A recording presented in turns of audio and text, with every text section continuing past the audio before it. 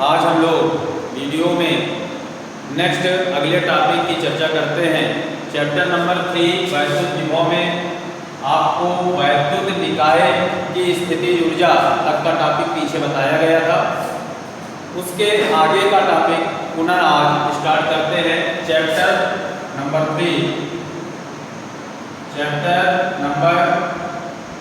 3 वैद्युत विभव में टॉपिक है द्विध्रुव निकाय की वैद्युत स्थितिज ऊर्जा। द्विध्रुव निकाय की वैद्युत स्थितिज ऊर्जा। बेटा द्विध्रुव निकाय की वैद्युत स्थितिज ऊर्जा क्या होती है, इस पर आज हम चर्चा करेंगे।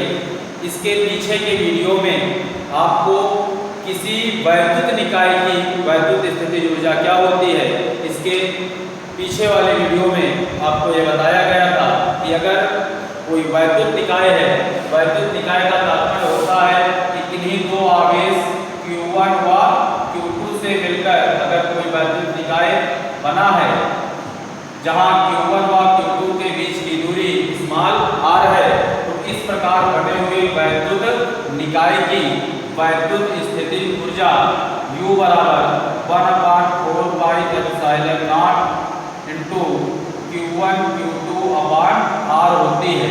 इसकी चर्चा हम लोगों ने पिछले वीडियो में की।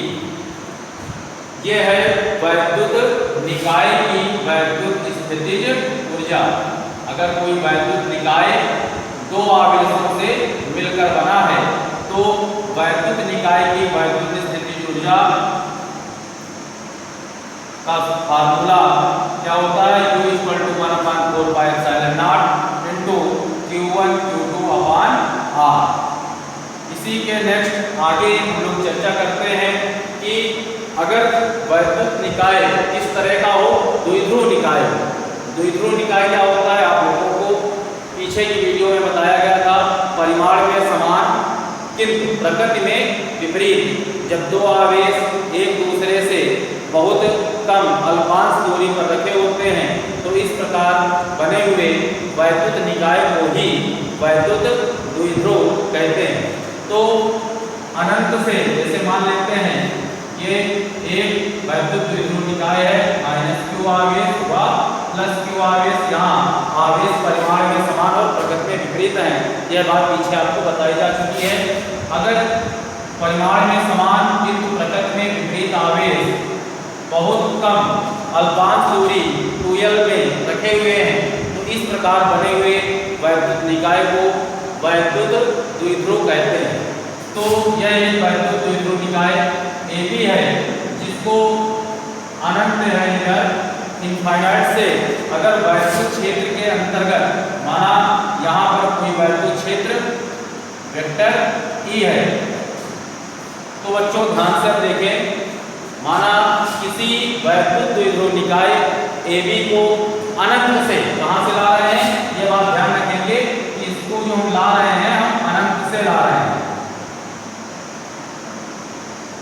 तो अनंत से अगर किसी वैद्युत द्विध्रुव निकाय को वैद्युत क्षेत्र के अंदर लाया जाता है तो ये वैद्युत द्विध्रुव निकाय AB है जिसको अनंत से वैद्युत क्षेत्र के अंतर्गत वेक्टर E जो वैद्युत क्षेत्र है इसके अंतर्गत इस द्विध्रुव निकाय AB को वैद्युत क्षेत्र के अंदर लाया जाता है।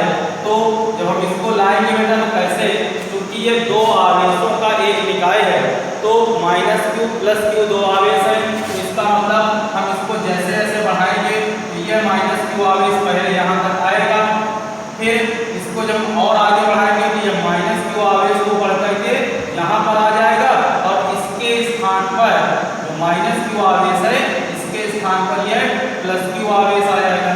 इस प्रकार आप लोगों ने देखा कि पहले -q जो आवेश है -q आवेश यहाँ तक आया था और फिर जब इसको हमने आगे बढ़ाया तो +q आवेश भी यहाँ तक आया। तो -q आवेश और +q आवेश इन दोनों आवेशों एक स्थान तक लाने में जो कार्य किया जाता है तो किया गया कार्य W। जब -q आवेश को लाएंगे तो -q आवेश को लाने में किया गया कार्य W धनात्मक होगा। क्यों? क्योंकि वैद्युत क्षेत्र के कारण -q आवेश पर जो बल लगेगा, क्योंकि वैद्युत क्षेत्र बाहर की ओर है और ये ऋणावेश है, तो ऋणावेश पर जो बल लगेगा वो अंदर की ओर लगेगा, ऋणावेश अंदर की ओर लाएगा। और जो धनावेश है, धनावेश पर वैद्युत क्षेत्र के कारण जो बल है वो वैद्युत क्षेत्र की दिशा में लगता है। याद रखेंगे, वैद्युत क्षेत्र वेक्टर E के कारण जो धनावेश पर बल लगेगा वो वैद्युत क्षेत्र की दिशा में बाहर की ओर लगेगा और जो ऋणावेश पर बल लगेगा वो अंदर की ओर बल लगेगा। इस प्रकार से जब -q आवेश को लाएंगे बल और विस्थापन के -q आवेश को अंदर की ओर ला रहे हैं और बल भी इसी दिशा में लग रहा है, तो बल और विस्थापन दोनों एक ही दिशा में है। तो -q आवेश को इस बिंदु ध्यान देखें, ये बिंदु मान लेते हैं Q, ये बिंदु हो गया P। तो -q आवेश को बिंदु Q तक लाने में किया गया कार्य W - q F × ये डिस्टेंस कुछ भी मान लेते हैं, मान लेना x डिस्टेंस है, यह कार्य करना पड़ेगा W = Fx और यह कार्य कैसा होगा? धनात्मक कार्य होगा।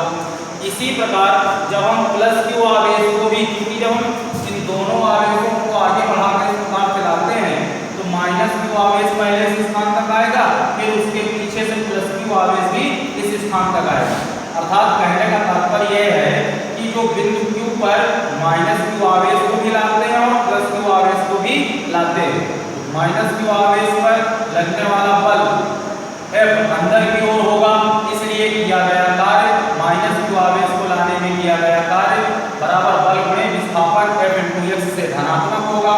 और जब +q आवेश को हम अंदर की ओर लाएंगे तो चूंकि +q आवेश पर बल बाहर की ओर लग रहा था तो और विस्थापन अंदर की ओर हो रहा है, बल बाहर की ओर लग रहा है, तो जब बल और विस्थापन एक दूसरे के विपरीत होते हैं तो किया गया कार्य ऋणात्मक होता है। कार्य तो यही होगा, किंतु किया गया यह कार्य क्या होगा? ऋणात्मक होगा। तो जब किया गया यह कार्य ऋणात्मक है तो -q आवेश को लाने में किया गया कार्य धनात्मक और +q आवेश को लाने में किया गया कार्य ऋणात्मक, और कार्य दोनों परिमाण में क्या है? बराबर है। तो धनात्मक कार्य ऋणात्मक कार्य एक दूसरे से कैंसिल हो जाएंगे। अतः हमको यह पता चला कि -q आवेश व +q आवेश दोनों आवेशों को बिंदु Q तक लाने में जो किया गया कार्य है वो किया गया नेट कार्य क्या होता है? शून्य होता है। अब बात आती है कि जब हम इस द्विध्रुव निकाय को आगे बढ़ाते हैं तो +q आवेश तो यहीं रह गया, कहाँ? बिंदु Q के पास, और -q आवेश, क्योंकि हम ला किसको रहे थे? वैद्युत द्विध्रुव निकाय, अर्थात -q और +q आवेश।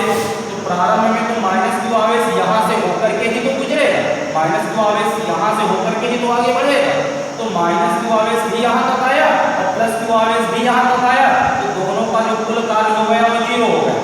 अतः बिंदु Q तक दोनों आवेशों को लाने में कोई कार्य नहीं करना पड़ा, ये हमको यहाँ से पता चला। किंतु जब हम इस द्विध्रुव निकाय में -q आवेश जब इसको आगे ले गए तो -q आवेश को कितनी दूरी और आगे ले गए? 2l दूरी।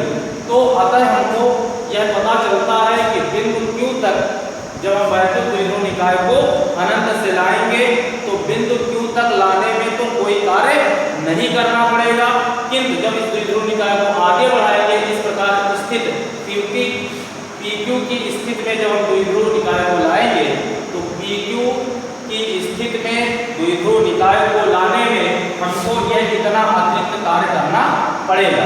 तो द्विध्रुव निकाय को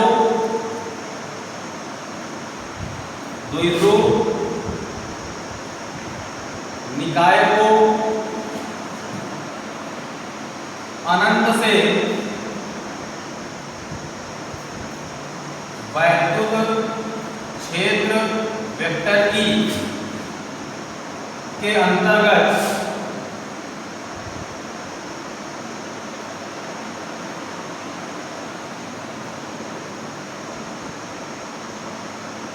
लाने में,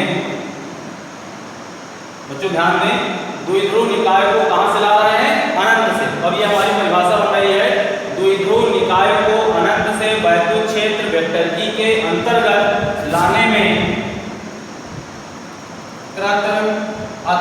कार्य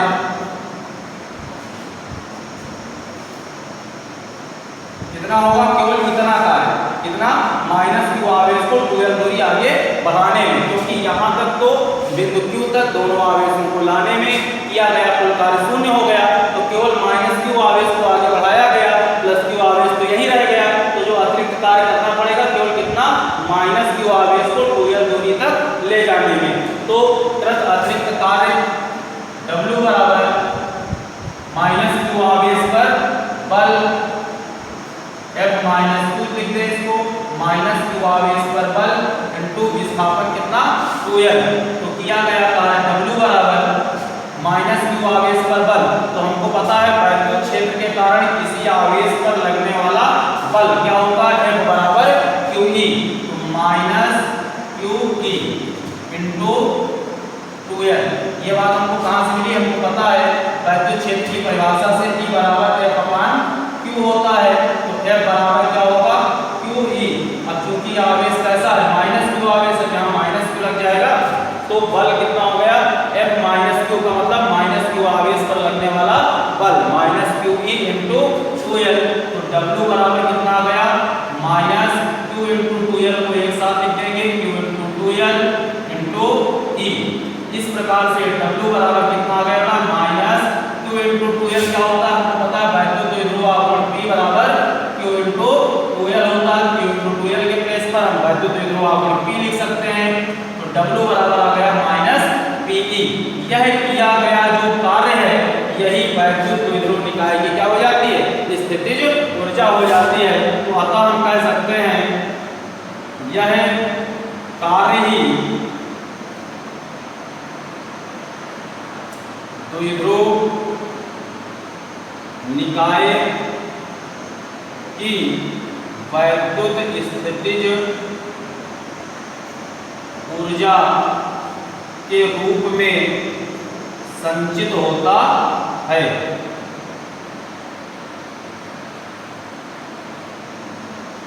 इसलिए U बराबर किसके हो जाएगा, W के, तो वैद्युत द्विध्रुव निकाय की स्थितिज ऊर्जा क्या हो गई, U बराबर -PE।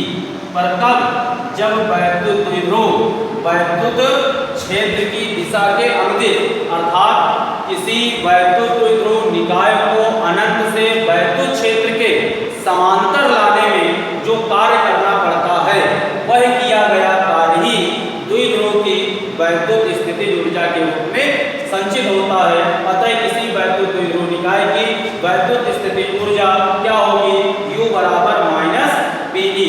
तो बच्चों परिभाषा के रूप में हम क्या लिखेंगे कि द्विध्रुव निकाय की वैद्युत स्थितिज ऊर्जा से आप क्या समझते हैं, तो परिभाषा के रूप में हम लिखेंगे कि किसी वैद्युत द्विध्रुव निकाय को अनंत से वैद्युत क्षेत्र के अंतर्गत वैद्युत क्षेत्र के समांतर लाने में किया गया कार्य ही वैद्युत द्विध्रुव निकाय की वैद्युत स्थितिज ऊर्जा कहलाती है, जिसका सूत्र U बराबर -PE होता है। बस धन्यवाद बच्चों। नेक्स्ट इसके अगले टॉपिक की चर्चा अगले वीडियो में पुनः की जाएगी। धन्यवाद।